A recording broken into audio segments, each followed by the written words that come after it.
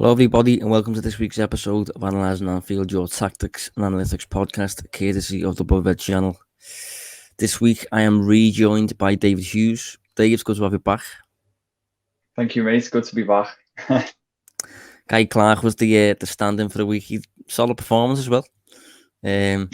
Better than what we've seen of Arsenal of late. But it's good to have you back, though, mate. Yeah. No, definitely. Review the season. So today we're going to talk briefly about what happened against Crystal Palace. It could be a shorter episode. We're going to review the season a little bit, and we're going to look ahead to next season as well. And the big transfer pod we will do next week. So yeah, that's definitely one to look ahead to. But Dave, in terms of Palace, I'm assuming you was at the game.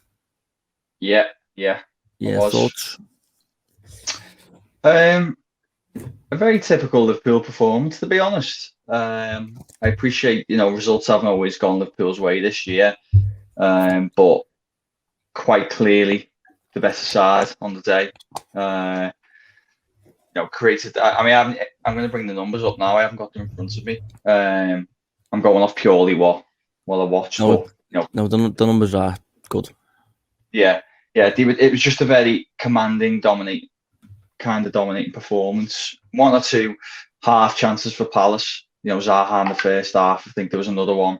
Oda 1-on-1 as well, which comes through an error. Which again, I said it was kind of a typical Liverpool performance, and the occasional error has been the theme in the season. But on the whole, Liverpool just doing what they've done for most of the season, and there's a reason why, over these past 10 games or whatever it is, they've won 8, drew 2 and lost none, because it kind of all come back together as it really should have been, in line with what the performance numbers were saying. To be honest, I thought it was an interesting game, because the way the match played out is exactly how a lot of matches played out a few months back. But Liverpool were losing them all, or Liverpool were drawing them all. Like, say, for example, Palace, before Liverpool really generated a proper clear-cut shot on goal, Palace had two really good opportunities to score. Obviously, the Townsend one where he missed, and I think early on Zaha maybe got into a close range location. Alisson saved. Zaha could have cut that one back, really. I think he opts to shoot, doesn't he? And that kills him. It kills the attack a little bit. Yeah. And then obviously on Liverpool's side, we was generating fair amounts of scoring opportunities ourselves eventually. Took us a while to score, but we eventually did. But the way the match played out, it was very, very similar to past games. But those other games, the way we've talked this season about luck, getting the rub of the green and all that, in other games, months ago, one of those Palace efforts goes in, and one of Mane's efforts doesn't, or both of Mane's efforts. Like, say, for example, Mane's second, it takes quite a heavy deflection to find the net, that one. And that was the kind of thing that Liverpool just weren't getting, and that was why throughout Liverpool's bad period, it was painful. And I did get to a point where I started doubting myself. But throughout that period, I think we tried to stay quite level without looking at results and just kind of saying throughout it, Liverpool are doing most of what you would consider to be enough to get a positive result here. They're just not coming, and it's nice to see that now with mostly the same performances. I think for the most part, the results are starting to come, or they're not going to keep coming, because the season's over. But it got us over the line in the end. Yeah. It was such an impressive end to the season, and a lot of people talked about kind of stepping up when it counted. But I have to agree. I think not a lot changed, except you said the rub of the green. I'd probably agree with that term. And just some of these chances going in, when Liverpool were in this that streak of losing 6 at home, we did look, didn't we, how kind of cold the attackers were in front of goal. Just not finishing chances they traditionally do finish. And I've just had a look now post that Fulham defeat at home. just utilising expected points. We know there has some blind spots in it, but I think it's just a good idea to get a quick overview of the underlying metrics. On understats, on understats expected points. Even after that home defeat to Fulham, Liverpool was still third in the table. And I think that there's a reason why, as these weeks have progressed and things have kind of reverted back to normal in attack and to an extent the defence as well, less, individual mistakes. There's a reason why Liverpool, the only side undefeated across these past 10 game weeks, and there's a reason why they declined from 8th to 3rd to finish in the top 3. Well, I gave it a quick flag last week with Guy, but just a very simple perk of Liverpool now seems to be scoring from set pieces. I think is a massive thing. Like against Crystal Palace, the opening goal scored by Mane stemmed from a corner, I think. Obviously, he ends up putting the ball in the net after the fumbles about a little bit. The week earlier, Nat Phillips scored against Burnley. I will say as well that earlier in the Palace game, obviously Reece Williams had that clear header and it went over the bar. Jota scored from the aftermath of a set piece against Manchester United. So suddenly, these additional goals that they just help. They're like 3 goals. If you can just put the effort into them, if you can start scoring from Liverpool, have scored plenty from set pieces over the past few years, specifically using the skills of Van Dijk in the box. But since we lost all our centre backs, lost all of our height, that was an element that we lost, and it was a case of whenever Liverpool were going to score, it was going to be one of the front 3, and it was going to be in open play. Liverpool suddenly seemed to go from, goals all over the pitch to only goals from 2 players, really. Never mind Firmino, it's Mane and Salah, really, and Mane fell off a cliff. So, yeah, just the goals from set pieces that we saw one of against Crystal Palace to open the scoring has been something that has been probably really overlooked throughout the season, because I think before this recent winning streak, I think our most recent goal from a corner came in the 7-0 win over Palace. I think it might have been on Boxing Day or something. So if you can just start adding those, from an Everton perspective, Dave, Everton's numbers haven't been particularly great all season, but there was a point at which they were kind of cheating the numbers a little bit because they were doing so much around set plays. Yeah. Well, it's, as you say, it's always been a way to inject goals without necessarily having to, bring in a player to score an extra 10 goals. If you can just be good at set pieces with the squad you've got, then it makes all the difference. And I think the issue for Liverpool was it's no coincidence that with a settled centre-back pairing recently of Williams and Phillips, that these have returned, because you've got 2 clear aerial threats from set pieces.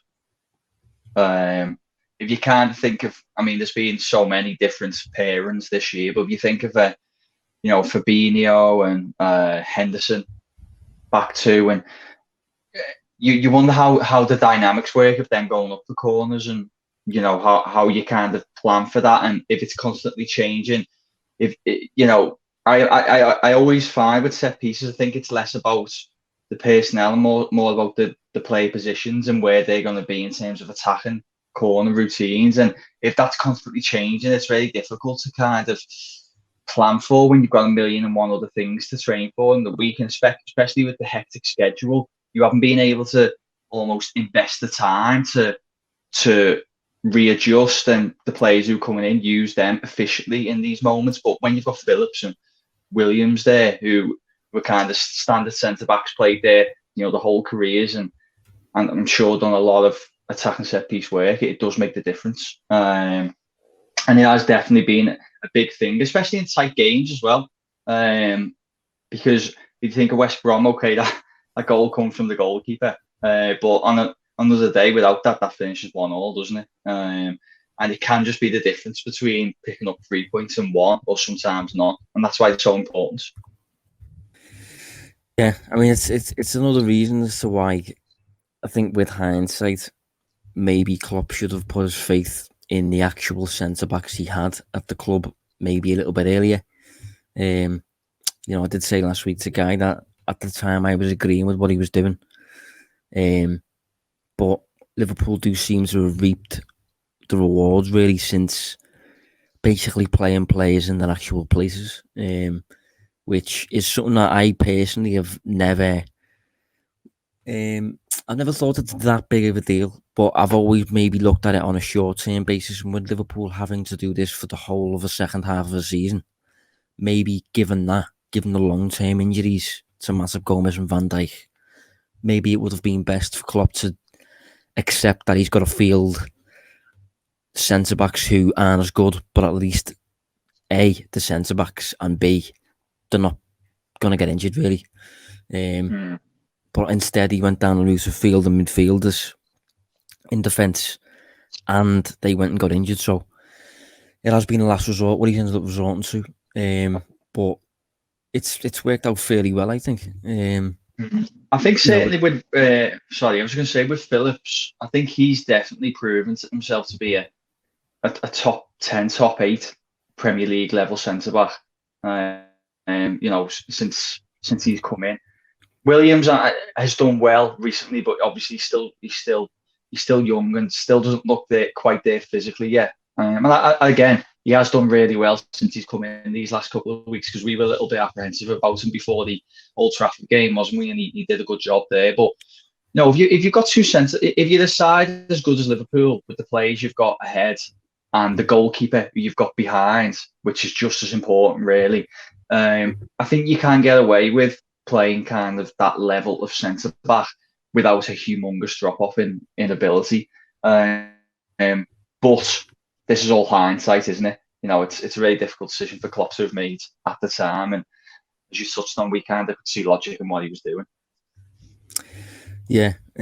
So just steering it back then to Crystal Palace, Gini Wijnaldum's final game, Dave. I suppose we should touch on, not that we haven't before, but we should probably touch on, I suppose his service for Liverpool, what type of player he's been. He does tend to split opinion a lot of the time, but he'll be missed, I think, for me. Yeah, he's a phenomenal player. His consistency in terms of not only availability, which is huge, but also his performance levels. I think the frustration kind of births from the kind of self-sacrificing way he plays. But I think for us and many others who maybe listen to this show, we've said it so many times that, that's part of his tactical instruction. That's not him kind of trying to skirt responsibility. That's his role. And, he's capable of doing more because he does it for Holland. I thought there was some that really summed up Wijnaldum, actually, in that game against Palace. And you'll probably recall it. It's I think Salah cuts it back to him on the edge of the penalty area. And it's a really good shooting opportunity. Yeah. And yeah, rather than shooting, he just plays that one more pass on to Mane, who was debatable. It's debatable if he was in a better position. But it's a pass too many. The attack breaks down, and you're there to groan. But I think you have to have this side to have what he does so excellently, and there's so many examples of that in the game against Palace. His touch is always phenomenal. It seems that the ball seems to stick to him. I've never seen a player use his body so well in terms of protecting the ball. There can be 2 or 3 players around him, and he protects it so well. And he's such a unique player. We've done podcasts, haven't we, where we talked about potential replacements, like assuming that type of mold. But I think Wijnaldum is a really difficult player to actually replace in terms of a carbon copy. Yeah, he is, and I think you can get maybe a bit of a carbon copy replacement for his typical role. But then once you factor in the fact that if you then need Wijnaldum to become a late arriving goal-scoring midfielder, he can just switch like that. Whereas if you was to get in, say, a Basuma, who could do the usual Wijnaldum stuff, but then if you was to say to Basuma, right, get in the box, score these late winners in massive games, players in number 10 for, it's going to be trickier. That's where it gets harder to find a Wijnaldum copy. You touched on his availability there. I've just got it up for a bit of perspective. So since 2016, this is league minutes only. He's played a total of 155.1 90s, full 90s, that is. Sorry, just got a bit of news to you. So apparently, as we're recording now, according to Fabrizio Romano, Gini Wijnaldum is set to join Barcelona as a free agent until June 2024, so a 3-year deal. Can't say that's a shock. Yeah. We'll see if it's legitimate. I mean, I've always got slight concerns regarding that Fabrizio fella, but we'll see. But I don't know. I hope he does well. But in terms of what I've just been saying, the 90s and stuff, he's played 13,960 minutes since 2016. Fabinho's second on quite a bit, actually. Fabinho's on 12,796. Then you got Henderson on 10,000, Milner on 8,000, Naby Keita on 7,000. This is all clubs, so that's including Leipzig and stuff. But I was about to say there'll be a few there rolling their eyes at that one. Just in terms of his ability to get on the field, though, it's really underrated quality, and it's something that certainly in the pandemic era Liverpool have really benefited from, and it's something that when Liverpool comes to replacing this player in the transfer market, I'm sure it'll be high on the agenda to get a player who can play as often as Wijnaldum does, because it is extremely useful when you've got that ever-present figure in the centre of the park. With Wijnaldum, though, I found that it wasn't just his availability, though; it was the consistent level of performance. Like, you'd very, very rarely see Wijnaldum put in like anything below a 7 out of 10, wouldn't you? Now he might not be the standout player on the pitch, but he's always just doing his job right, for me anyway. And to have, as I said, that availability, but also consistency in performance, again, just so rare. He's been such a fantastic buy, and he's turned into a player I just didn't expect him to be. I didn't think he'd turn into that type of player. I thought he was going to be more like he was at Newcastle, a bit more like a number 10 type. No, do you know what? I think Liverpool maybe didn't expect him to turn into this player, and I think when Liverpool signed Naby, I think the view was for Naby to kind of oust Wijnaldum a little bit in the team, because I don't know, with Liverpool being very data focused and all this, and having all kinds of possession value models beneath the surface that they analyse players using. We know Wijnaldum's never shown up, certainly at Liverpool, he's never shown up as an output merchant, if you like. He doesn't contribute an awful lot when it comes to his numbers in virtually any department, really. And obviously a lot of that can stem from his role and how he's kind of providing others with a platform to take all kinds of risks, and he's just kind of being a bit of a safety net more than anything. But then, when Naby Keita plays and he's performing what you might argue is a very, very similar role, Keita's numbers are high. So he is a weird one, Wijnaldum, and I do wonder. I'd love to eventually find out how he's leaving. Is it Liverpool just absolutely letting him go? Have Liverpool offered him something, but it's not enough? Does Wijnaldum want a new change? Because no one's really opened up, and Wijnaldum's referenced a few times something like fans deserve to know the truth or something. Not as in there's like some horrible story or anything like that, but just as in fans deserve to know why I'm leaving. But I'd be interested to see how much Liverpool have tried to keep him. Just looking at the data side of his game, and the fact that with him turning 30 as well, I think Liverpool have maybe always viewed him a little bit as upgradable, maybe, when it comes to specifically the number side of the game. Do you see what I'm saying? It's a bit of a... Yeah. Could you envisage a scenario at Liverpool behind the scenes where, say, the coaching staff who work with him every day are potentially talking up his importance to the sides, to the squad, but maybe the the data department saying that he's a player who doesn't really. This sounds harsh, but I'm just spitballing here. But could you envisage with the data department are saying something like he is upgradable? Here's his actual output. It's not phenomenal. Doesn't stand out. He's not one of the key contributors as such. And it could have led to this internal discussion that's harmed the prospects of him getting a new improved deal. Because even though he is that age, I still believe you could have offered him some form of contract for good money, a short term, 1 or 2 years, and he probably would have been happy to take it. Yeah, and what you could throw in there with that as well is, although you have to factor in his age, Thiago is that age, and we've just signed him. And when it comes to the data side of Thiago's game, it's top notch. He offers a lot of value, Thiago. Not only do you get the retention with him, but you get the ball progression into really, really valuable areas. And, as I've stated in the past, although he seems to be quite rash on the defensive side, he's still very, very active on the defensive side. I think maybe it was last week, Dave, but I said to Guy that of the Liverpool players this season in the squad, he's top of the squad for tackles and interceptions per 90 combined. And I think a lot of people would be surprised by that. But he is really keen on the defensive side of the game. So when you look at Thiago's numbers, when you look at Naby's numbers, they are very high, just in a lot of areas, just suggesting that that the players are just doing things, essentially.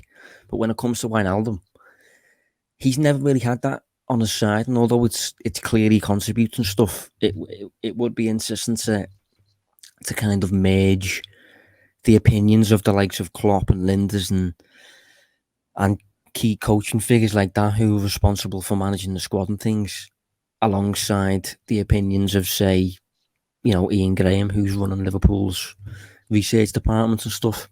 It'd be interesting to see what kind of clash there is there and how much Liverpool have wanted to keep this player compared to how Liverpool have maybe thought, despite his obvious perks, he's always available, reliable, been at the club now for a while, he's one of the captains and stuff. There's probably still that silent belief that maybe he's upgradable. But having said that, his numbers in an attacking sense, certainly when Liverpool bought him, were really, really good. In the season before Liverpool bought him, played for Newcastle in the Premier League and he scored 11 goals, assisted 5. Year before he played for PSV, scored 14, assisted 3. So he has offered I suppose what you might label as the end product, but in terms of just his general game, the numbers attached to his all-round game, he's always looked a little bit quiet. And it's just interesting how Liverpool might view him. That's what makes me think it could be a bit of an internal kind of debate between different departments about what to do there. I mean, it could not.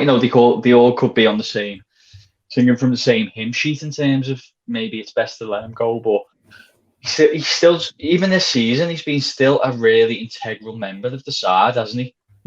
So it's not as if he's been phased out as the campaign's progressed to the point where it seems a good time to move him on. He's still been really important, even in this running. So yeah, it's interesting. Maybe one day it'll come to light and we'll find out. Yeah, I mean, it'll be interesting to see what Liverpool do this summer. If they try to replace him immediately, if they view Thiago and Curtis Jones as a bit of a combined replacement for him, maybe they're going to get more minutes next season. And it's something that I'm sure we'll talk about next week when we do our little, I suppose, transfer committee pod or something. But yeah, in terms of the season then, Dave, so I was going to say is fourth, we didn't even finish fourth, is third a success? Yeah, I'd say so. I think obviously against pre-season aspirations, it looks a disappointment. Or that, I'm reluctant to use the word, but fairly in some ways. But I think as the campaign's progressed, it was already always going to be a really difficult campaign anyway, due to the kind of fixture congestion, playing in multiple competitions. It was always going to be hard, and then when you lose key players, like we've already touched on, I don't need to go over the game with the players who were missing, a lot of them, and not just losing them, but it just seems to be a continual disruption, didn't it? Of have one player in for a week or two, then back out, and maybe you'd be able to adjust better to that if the fixtures weren't so crammed together. But obviously they were, and it was just all a bit wild. So to kind of come back from at one point being 8th to finish 3rd, avoid that potential banana skin of finishing 4th and getting kicked out of the Champions League because if Chelsea went on to win it, which would have been a disaster. I think it's been a success. Yeah, I'm inclined to agree on that. I think going into the season, if you used to tell me that Liverpool were going to finish 3rd, I wouldn't be happy. I think it's not obviously as well 17 points I think it was behind the champions. So that doesn't sound great. But then once you do factor in what happened, how the season's played out and stuff like that, it is something that if you'd offered me maybe 10 weeks ago, I'd have snapped your hand off. So I do think Liverpool needs to basically give themselves a bit of a break with this season. It's just been one of them, really, and you need to move past it. You need to come back again next season to show, I suppose, the Premier League that it was just one of them. Because I think, I was listening to a podcast last night. I was listening to Gary Neville's podcast, actually, at the end of the season. And Martin Tyler asked them, in reference to Liverpool, he said, was Liverpool's season over as soon as Van Dijk got injured? And Gary Neville said yes, and then he started talking about it. And I disagree with that. I don't think that was the case. I think Liverpool would have coped pretty fine throughout the whole of the season if Gomez had remained fit and Matip had remained fit for the most part, at least. We know he's not going to remain fit for the whole season, but if he'd been able to play most of the games, I think Liverpool would have been maybe not league title winners. That could have been a scrap with City, but I certainly don't think we would have been chasing the top 4 spot on the final day if Liverpool had centre backs all season. But although Van Dijk being out as haters, I think it's more been a case of, and I think people overlook this, all of Liverpool's centre-backs suffered long-term season-ending injuries. It wasn't just Van Dijk got injured and then we collapsed. It was the whole department was in the treatment room. And the players who had to come in, one's a kid. And the other one we couldn't even send to Swansea last summer. So I'm not sure if you've got any thoughts on that one, Dave, but yeah, I disagreed at the time. Yeah, I'd be inclined more to agree with yourself, because, if you remember, up until, might have been, was it December time, Liverpool was still right up there in terms of, Liverpool was still top of the league on Boxing Day, and Van Dijk had been out for just short of 2 months there. There'd been a lot of football played against some good sides. There was a game against Tottenham in there, wasn't there? Leicester as well. Wolves before they looked as bad as they do now. There was good results in there. Liverpool was still performing. And it was even with Gomez out. But the problem was Van Dijk goes, big blow, but maybe one you can cope with. Gomez goes, the task becomes a lot harder. But then every contingency kind of plan that followed after also got thrown up in the air. And I think it was just, it was almost like, stand on a beach and wave after wave of things that you're trying to overcome. And I think eventually it just got too much. But if you actually look at the season as a whole, that first third of the campaign, Liverpool do well. They get into the second third, and that's where you have things starting to fall apart. You have the contingency plans going up in the air. You then have the home defeats, the 6 on the bounce or whatever it was. You have forwards who are normally so clinical, hitting cold streaks. Almost a perfect storm. But then you go into the final third once things begin to settle down. A more settled back line, forward starting to deliver again, and suddenly Liverpool are, in terms of form, probably the most informed side. So really, the first third of the season, they continued to perform really well. The final third, they performed really well. It was just that middle third of the campaign where, everything really hit the fan, and they just seemed to struggle to kind of hit the reset button and refine their rhythm to the campaign. And I think now you look back, well, at the end of the campaign, you'd say that period of the season was the one that really ruins, the aspirations of battling for the title and leading to this kind of battle to get in the top four.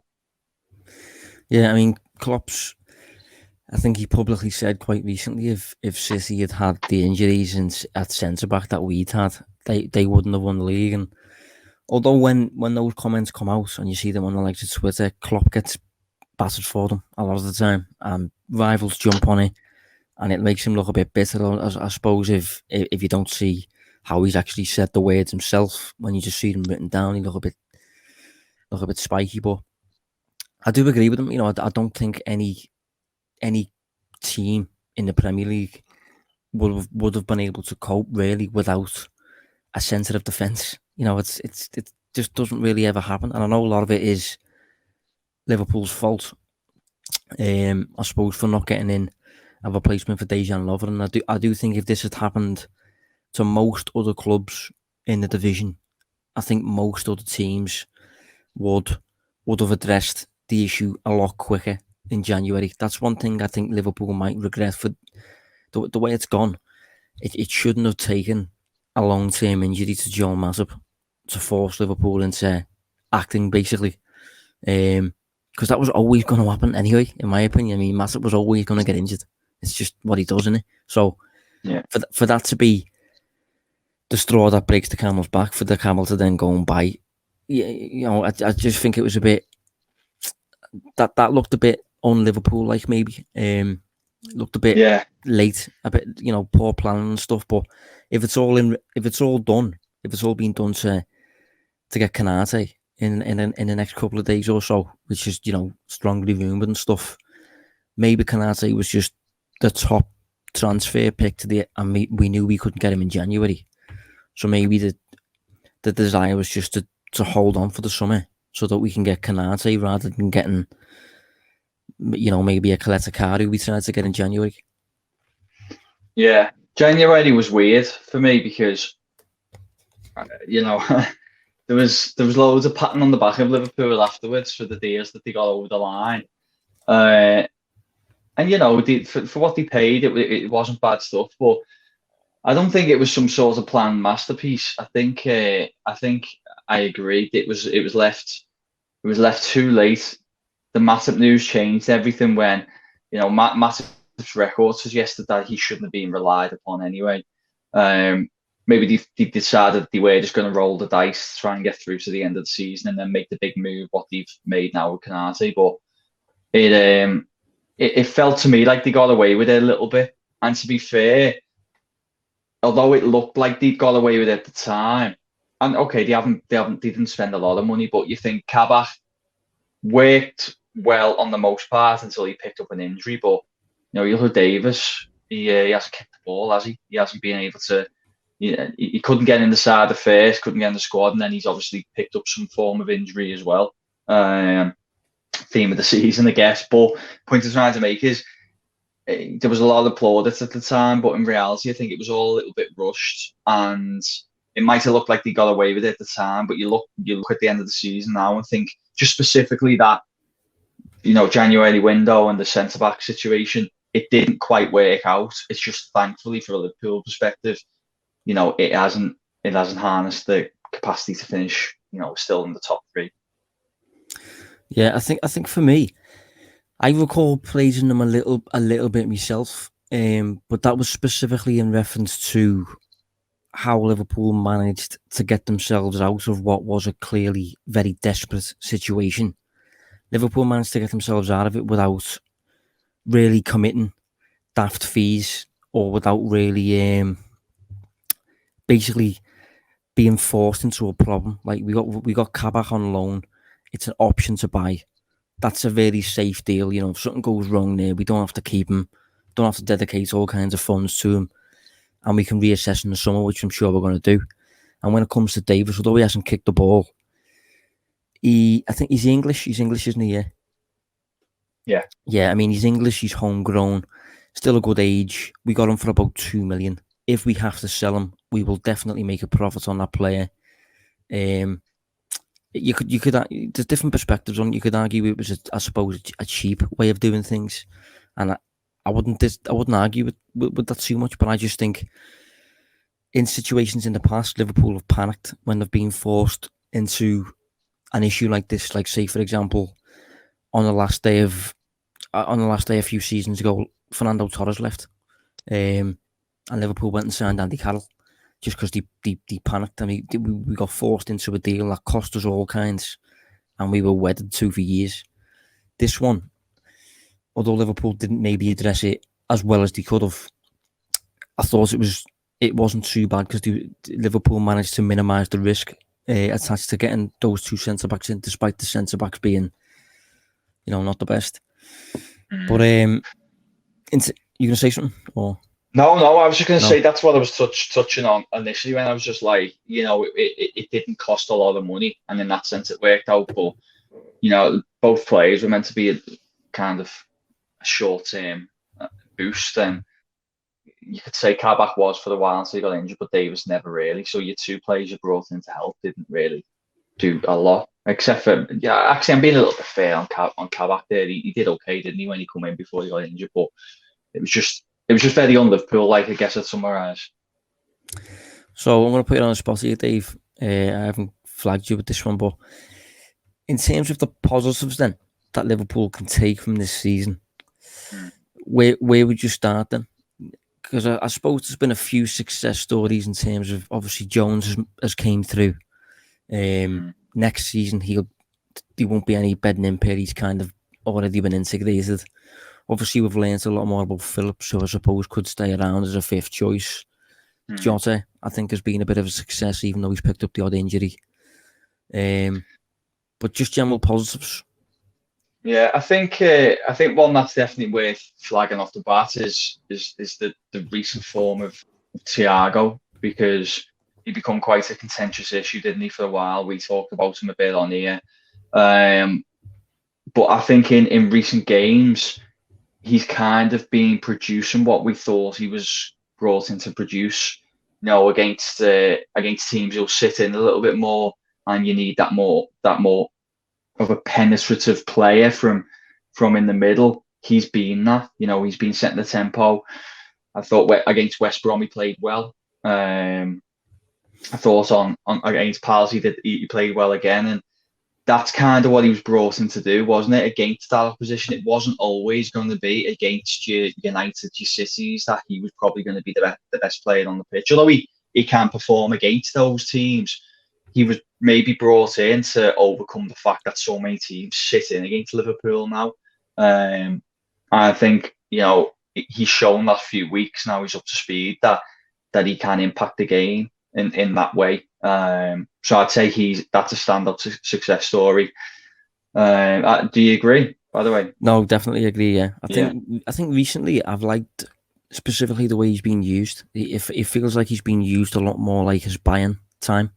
Because when he was at Bayern, specifically in his last season, he was in a double pivot more often than not with, I think, Leon Goretzka was his primary partner.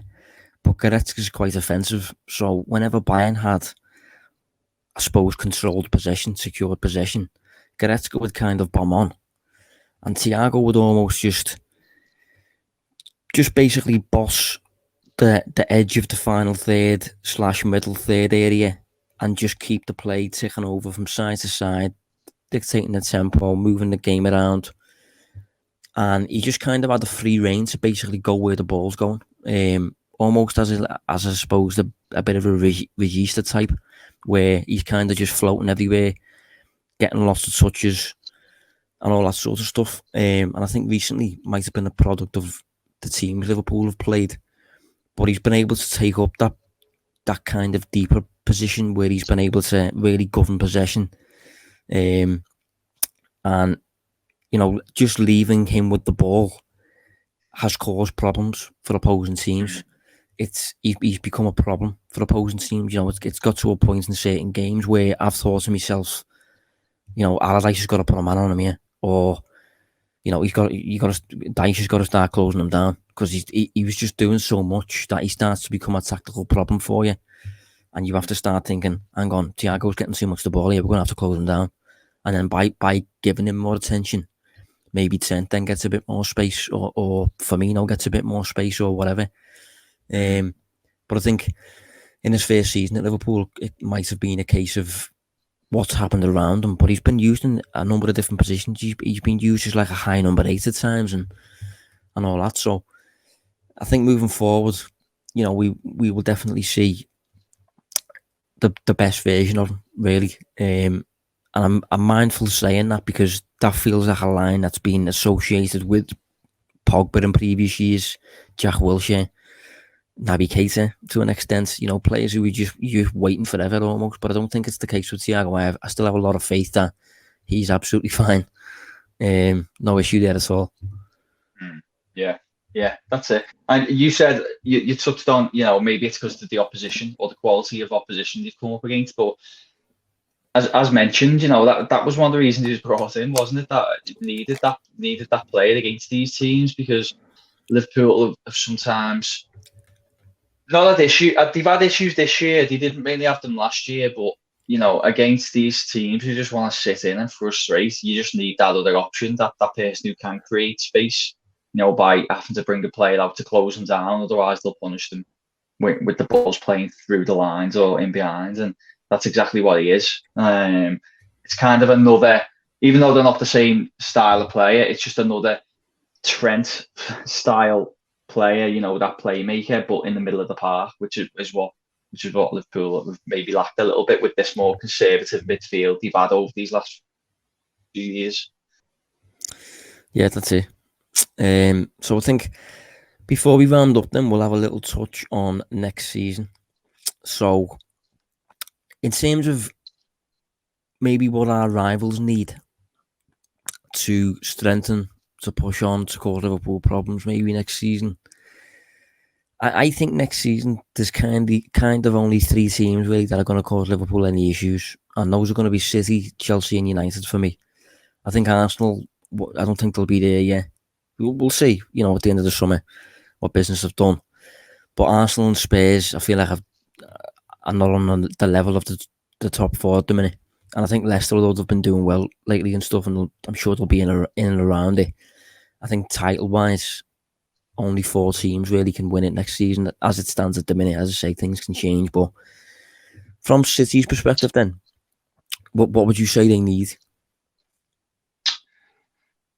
Tough question with City, because they've been really, really strong this year. They haven't got a lot wrong with them at all. Dare I say, I guess they would massively benefit from having a traditional kind of number 9 in there. I hate just turning to X, Y, and Z need a new number 9, because it's so easy, isn't it? But with City, it does kind of feel like it's the case. They have kind of elite players in every position across the pitch. They have really good attackers.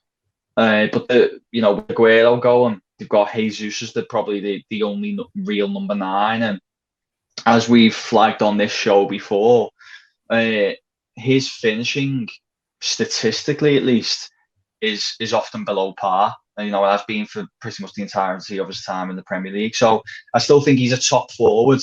I just think they could upgrade in that position and be another level in terms of a side. Like, if they threw in Haaland up there, I think they'd be a serious force next season if City had Haaland. So, yeah, I'd really lazy want to start, but I think City might benefit from getting a Haaland type player in. No, I agree. I think, they haven't got much to add. Even a striker, I think they could, knowing what Pep's like, I suppose he could even just look at Ferran Torres and start trying to do something with him. I don't think they specifically need much. But if you was being picky, if you was looking at the obvious squad voids, they have Gabriel Jesus, and that's it when it comes to traditional strikers at the club. So I do think they probably need to get someone in. Be interesting to see who it is. You just mentioned Haaland there. I think Harry Kane is probably also worth mentioning. Hopefully not, but we'll see. That'll be an interesting one if it does happen. I think he was. I think he was trying to sell the move himself, wasn't he? In that interview, talking about the brain. Yeah. But there's rumours that they're interested, so we'll see how that one goes. I'm not sure how the league will go. I'm not sure how many Kane will get if that happens, but we'll address that one when we come to it. In terms of Manchester United, Dave, what about them? Centre back. I think they need a new centre back, definitely. I think Maguire's a top centre back despite the stick he gets, but he could do with a really good partner. I'll be honest, Josh. Go on. I'm going to say, I think rather than a really good partner, I think specifically he needs a fast partner. He just needs someone who can run. Like a Van Dijk or a Gomez, because Lindelof's not that. Yeah, I'd agree. I think that there is United. There is a little bit more. There's a few more holes in the squad than perhaps obviously at City. Despite them finishing second this season, you look at that, that double pivot that he likes to use of McTominay and Fred, and you think, both good players, improve a lot of sides, but are the Premier League level, Premier League winning title players? I'm not sure. They could do with a number 9 given the way they play. Cavani's been fantastic, but probably need something a little bit more long term. Yeah, I'd say first and foremost defender, and then maybe something else. You know what, Josh? I could make a case for centre back, midfielder, and maybe even an attacker. I don't know about you. No, I agree. I think I'd go for the centre back. Certainly, they probably need a centre mid. It wouldn't even necessarily have to be as an upgrade starter, but just when it comes to those two spots in the middle, and I've got McTominay and Fred, Matic is getting on now. How old? 32 years, and I think he's linked. Yeah. Funnily enough, he's linked with Roma and a link with Mourinho again for the third different club. So maybe to get a younger version of a Matic type to come in, and I think looking at them up front, I don't know with them having Cavani again for another 12 months. I think I would maybe be a bit more inclined to look at a right-sided forward rather than a striker, which is, funny enough, I suppose, perfect for a Jadon Sancho type. But, you've got Mason Greenwood in there who you don't want to clog out because he's clearly a talent. Greenwood can play up front if needed. Martial can play up front. Cavani can play up front. Well, he is a natural striker, Cavani. So I think I'd look at probably a centre-back. This is very general, by the way. I'm not delving into it as deeply as maybe we will go next week when you're looking at contracts and all that. But I do think I'd get a centre-back and ideally probably an additional centre-mid and a right-sided forward for me. And if they do that, they seem to have a habit over the past few years, United, of falling short of what they actually need in the market. But if they did address all of those areas, they could be a big threat next season, despite Solskjaer, for me, being a bit of a level below Pep, Klopp and Tuchel. But speaking of Tuchel, what about Chelsea? Chelsea's an interesting one because I think they've got a lot of good stuff in the squad. A lot of really good players. Players who could. I don't know. Their team actually is what? Sorry. You just said players who could, and I added explode on the end, maybe. Yeah. Like for example, you look at Havertz this year, who didn't really. It took some time to adjust. He could go on to be like a player of the season level next year. I think Werner's still been a really good player without necessarily having the goals to show for it.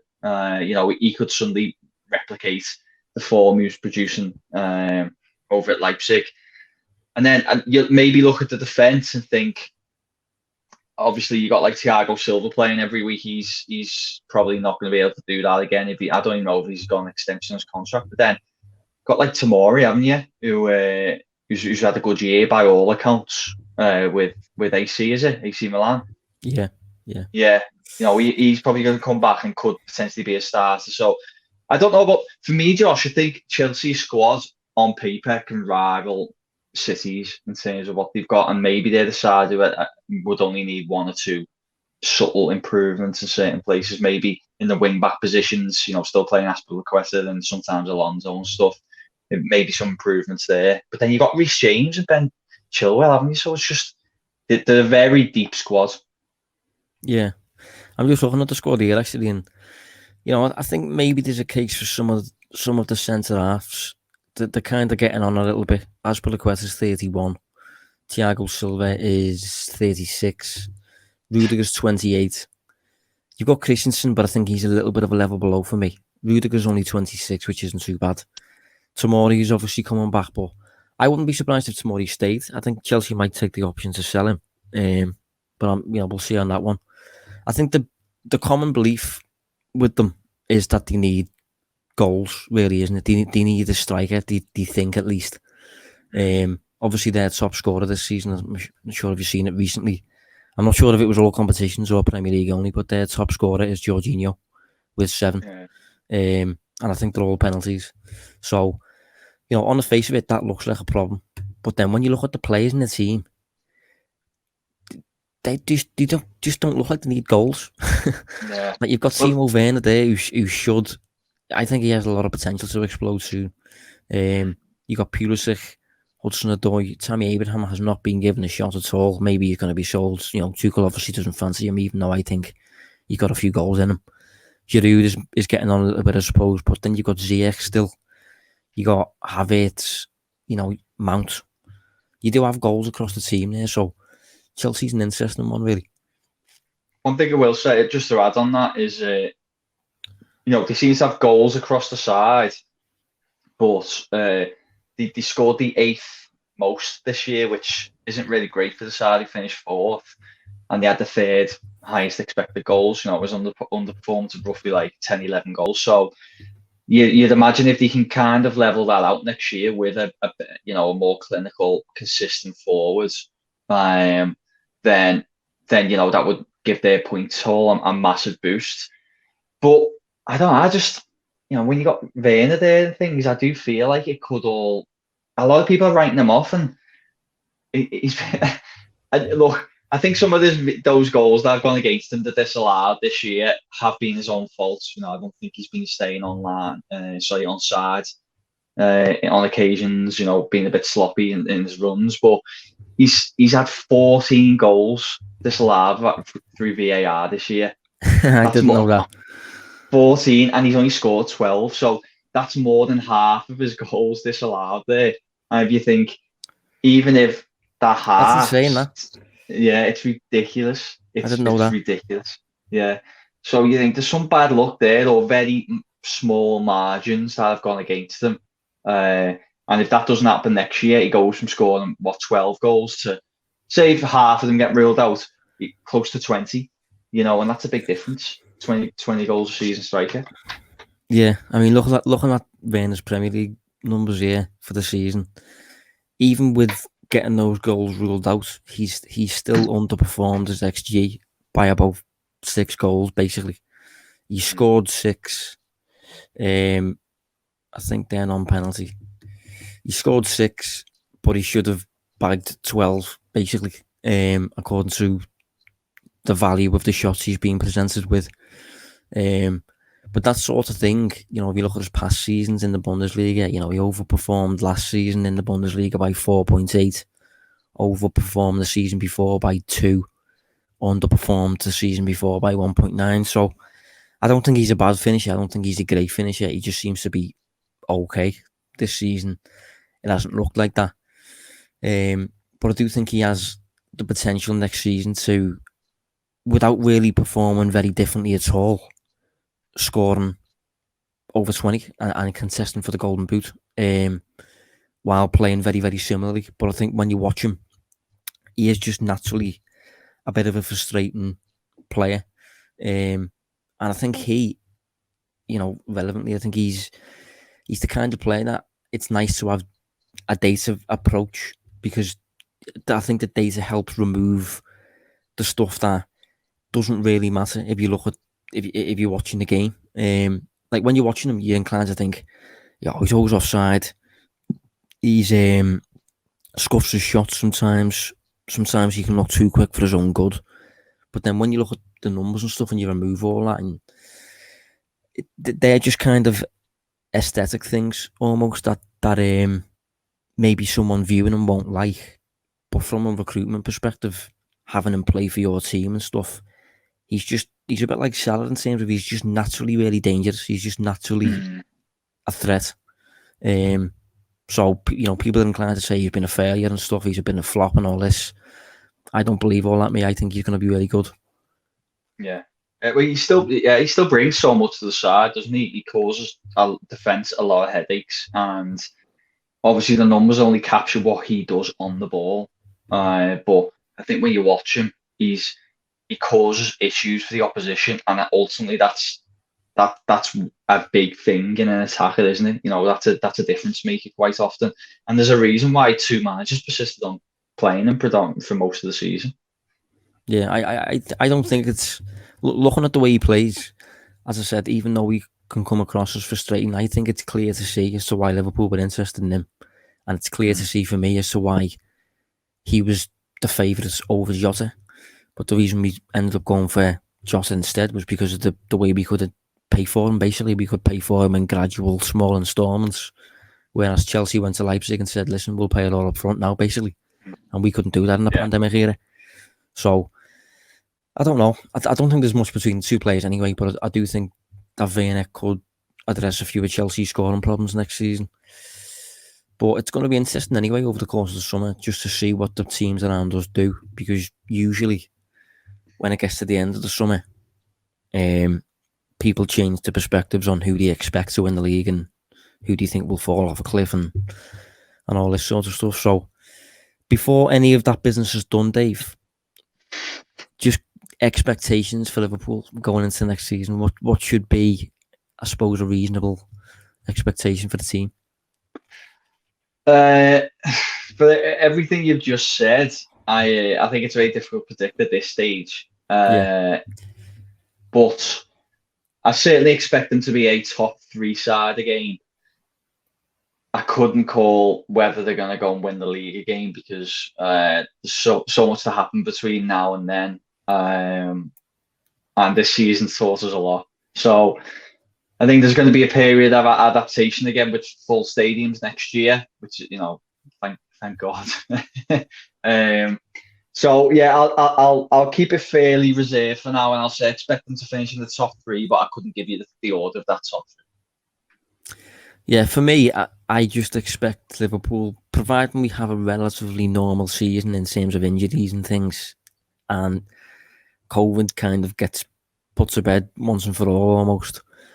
I would expect Liverpool to compete for the Premier League and the Champions League again.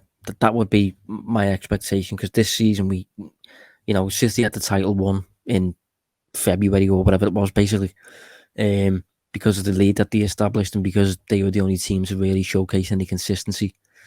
I expect Liverpool to get back to consistent ways. Whether we will win the league or not, I think there's fine margins in that, but I expect Liverpool to compete for the league.